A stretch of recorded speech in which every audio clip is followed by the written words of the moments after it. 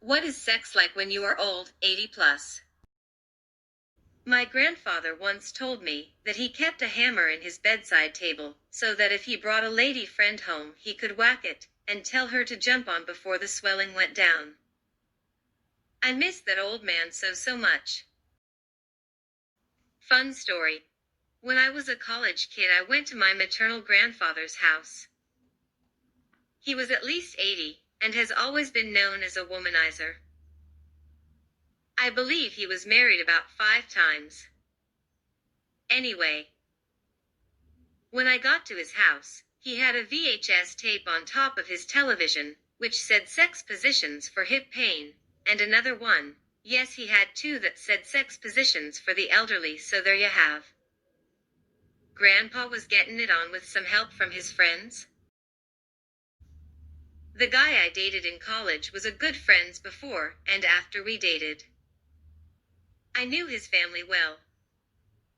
He was super close to his grandparents. His grandparents both graduated from our university. His grandma passed away a bit after we graduated, and his grandfather died a couple of years later. We weren't talking regularly at that point, but this guy called me when he was cleaning out his grandparents' house. I answered the phone, and he was manically laughing/crying. I honestly thought his mom had died. Nope, he was cleaning out his grandpa's office at the house. Gram's been a Baptist pastor, and found a big box of old sex toys and lube that had clearly been their toy box. He was horrified and cackling on the other end of the phone, and called me, because he just had to share it with someone that knew them, and didn't know how to tell his mom. I still get a random laugh about it when that story pops into my head. I did some work for an experimental seniors home in Portland. It was basically a regular house, but had 8 bedrooms and 5 bathrooms and big common areas. Residents had to make their own breakfast, but food was prepared for them for lunch and dinner. Transportation and basic medical care was also provided.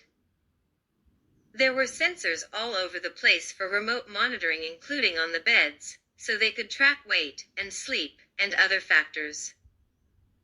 My part of the job was making a portal that families could log into to monitor all this stuff. What families discovered was that their beloved grandparent often had nighttime sleepovers with other residents. I think the experiment eventually ended, because Portland wouldn't bend on their laws for having no more than 4 unrelated people living in a house.